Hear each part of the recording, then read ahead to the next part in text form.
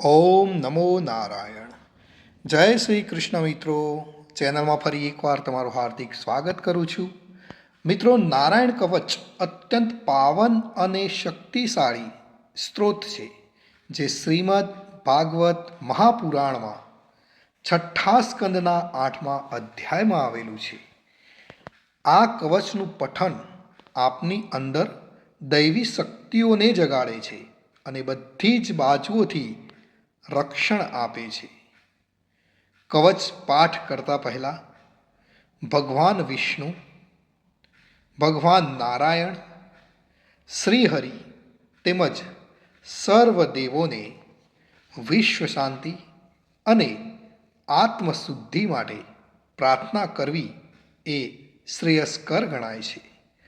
તો આપણે આપણા પરિવાર તેમજ વિશ્વના કલ્યાણ માટે શ્રી હરિને પ્રાર્થના કરીશું.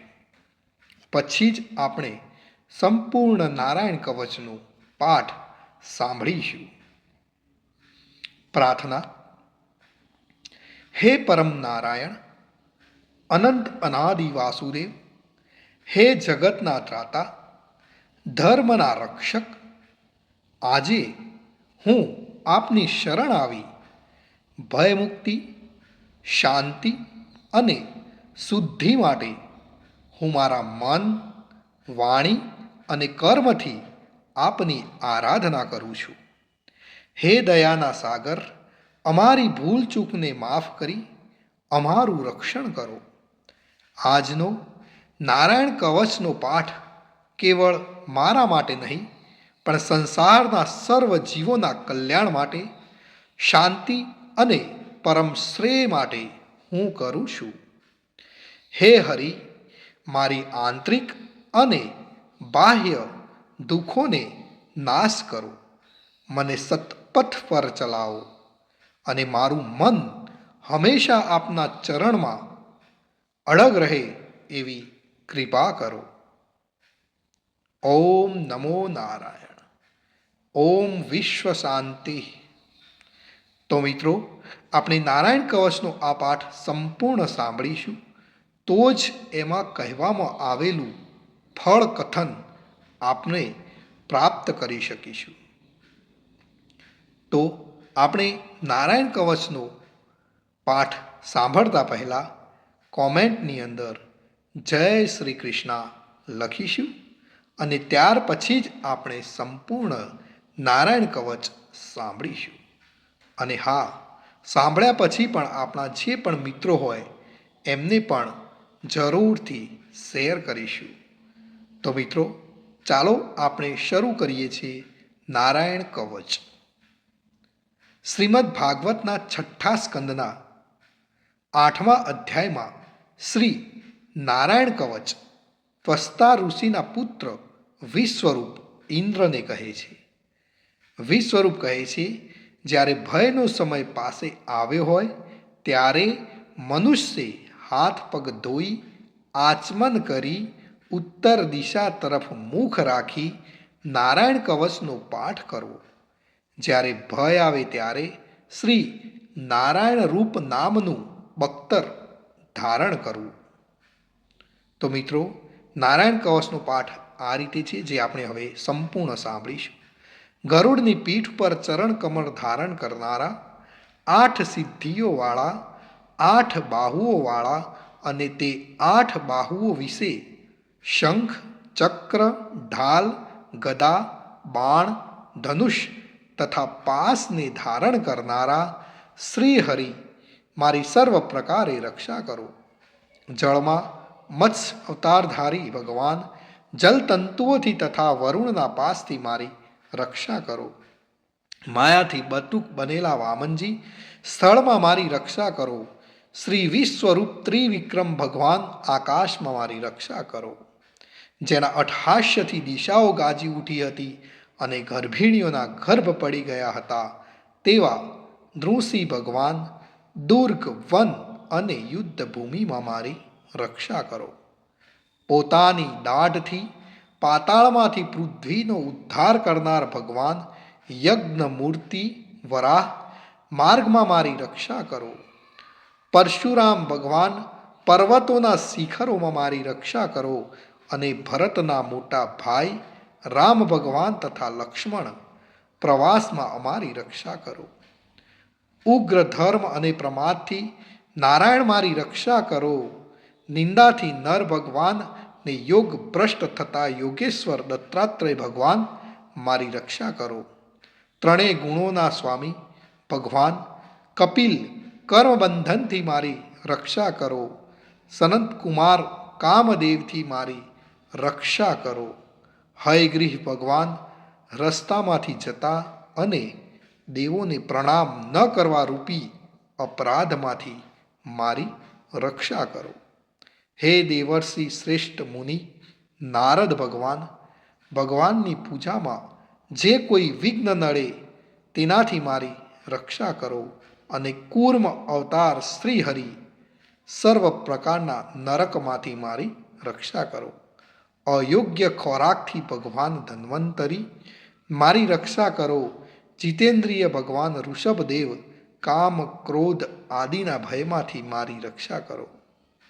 યજ્ઞાવતારી ભગવાન લોક અપવાદથી મારી રક્ષા કરો.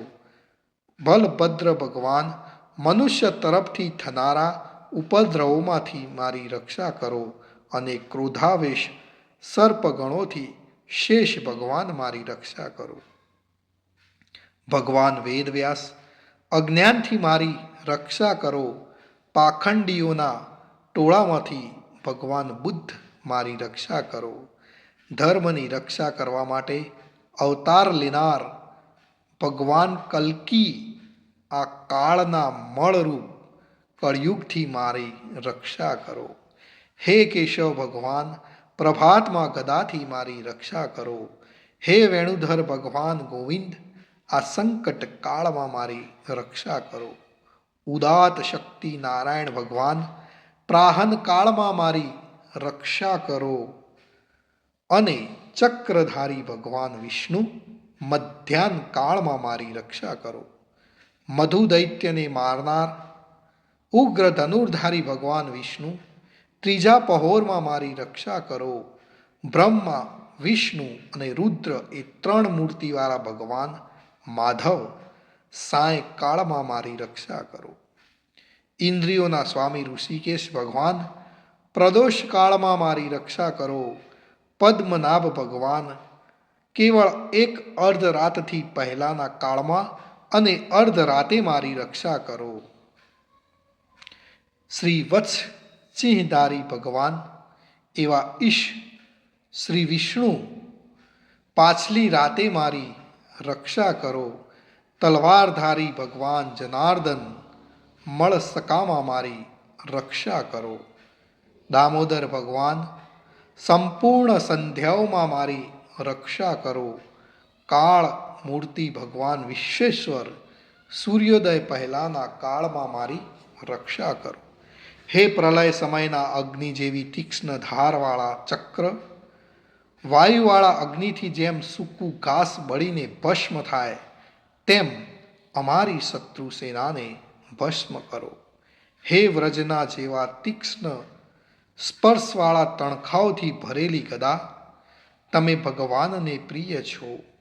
તમે કુષ્માંડ, યક્ષ, રાક્ષસ, ભૂત તથા ગ્રહોનો ભૂકો કરી નાખો તથા શત્રુઓના ચૂરે ચૂરા કરી નાખો.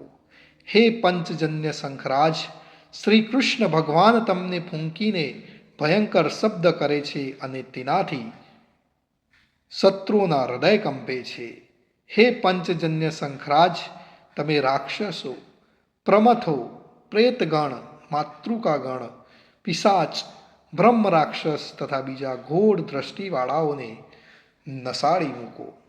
હે તીક્ષ્ણ ધારવાળી તલવાર, તમે ભગવાનના હસ્ત દ્વારા પ્રેરાઈને મારા શત્રુઓના સૈન્યને કાપી નાખો.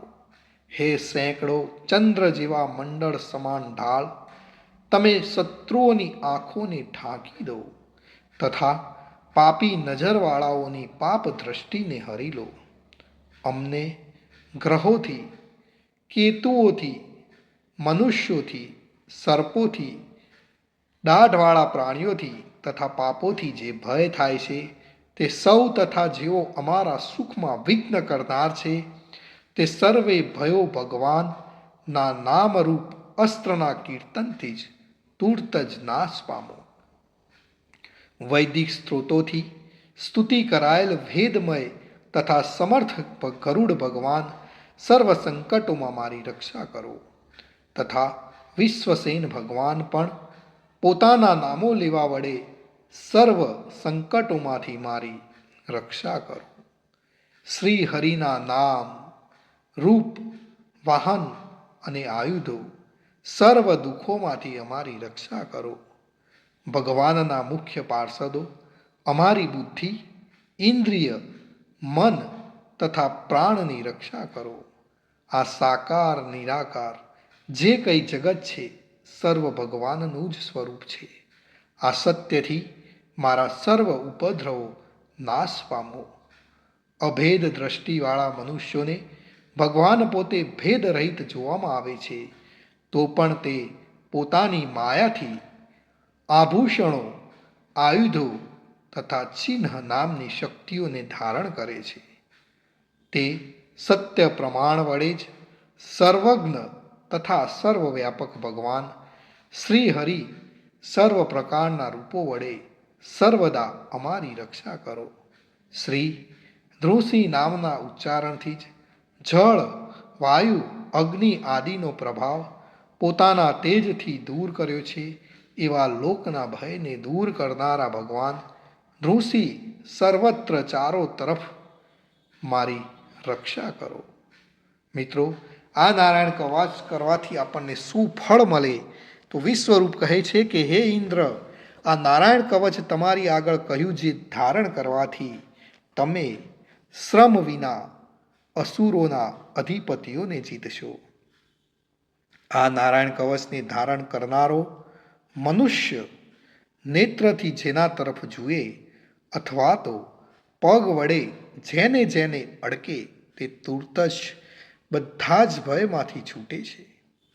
આ કવચ ભણનાર પુરુષને કોઈ દિવસ રાજાઓ તરફથી, ચોર તરફથી, ગ્રહો થકી, વ્યાઘ્ર આદિ તરફથી તથા બીજા કોઈ તરફથી કોઈ પણ પ્રકારનો ભય રહેતો નથી.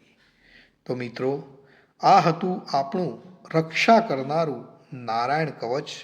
ભગવાન સર્વનું રક્ષણ કરે એ જ મારી પ્રાર્થના. અને મિત્રો, કોમેન્ટની અંદર ચોક્કસથી જય શ્રી કૃષ્ણ લખવાનું ભૂલશો નહીં.